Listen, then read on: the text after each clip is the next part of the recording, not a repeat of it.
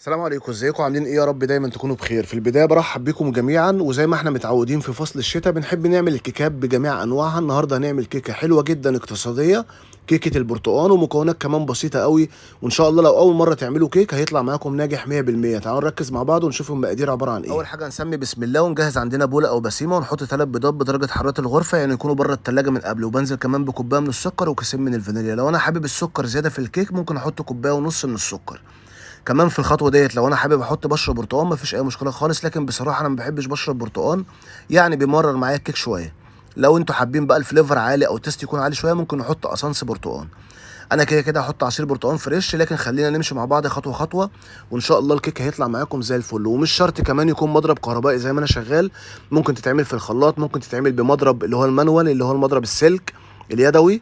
وببتدي اضرب الكلام ده كله كويس جدا لحد ما اللون معايا يكون ابيض شويه او اللون يفتح معايا شويه. وهكون مجهز عندي كوبايه من عصير البرتقال الفريش. لو انا مش حابب الكيك يكون بالبرتقال ممكن استغنى عن البرتقال خالص ويبقى كيك بالفانيليا، ما فيهوش اي مشكله خالص. ولو انا حابه كمان بالشوكولاته ممكن اشيل 3 معالق من الدقيق واحط كمان 3 معالق من الكاكاو الخام ويبقى معايا كيك بالشوكولاته. المهم ان المقادير او الريسبي اللي معايا هتطلع لنا كيك مظبوط 100%، ما فيهوش اي غلطه ولا كاني اجدع شيف عامله. هنزل دلوقتي بنص كوبايه من الزبده السايحه، ونبتدي يا جماعه حوالي 5 دقائق او 10 دقائق نقلب الكلام ده كله كويس قوي لحد ما المكونات تتداخل مع بعض ويكون كله مزيج واحد او خليط واحد.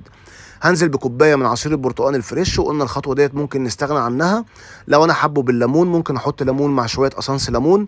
لو انا حابه يكون بالشوكليت ممكن احط 4 معالق من الكاكاو الخام واشيل 4 معالق من الدقيق اللي احنا هنضيفه. وهنا انا هستخدم الدقيق اللي هو الخاص بالكيك، لو مش موجود ممكن استبدله بدقيق 5 نجوم او دقيق متعدد الاستخدام، المهم يتنخل كويس. بعد كده هبتدي انزل بنص الكميه. الخطوات دي مهمه جدا، بنزل بنص الكميه على اساس ما يكونش فيه معايا تكتلات او حاجه، والخليط معايا يكون كريمي وزي الفل.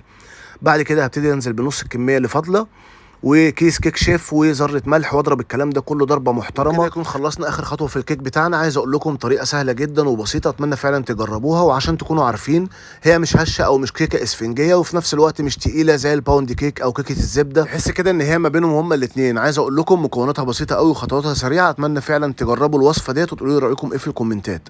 بولع الفرن عندي على درجه حراره 180، بتقعد في الفرن من 40 ل 45 دقيقه. خطوه مهمه جدا كمان واحنا بنقطع الكيكه يا جماعه، نحاول نسيبه يبرد خالص على اساس ان البخار بتاعه يكون اتوزع، البخار اللي جوه الكيك يكون اتوزع، ما تحسوش ان في مشكله في الكرامب او في العجينه بتاعته من جوه ولا حاجه. بعد كده نبتدي نقطعها مع كوبايه شاي بحليب وناكل احلى كيك في العالم. اتمنى فعلا تكون الوصفه عجبتكم، وان شاء الله اشوفكم في وصفه جديده. قولوا لنا عايزين مننا وصفات ايه الفتره اللي جايه، واحنا ان شاء الله تحت امركم. نشوفكم ان شاء الله في حلقه جديده. سلام عليكم.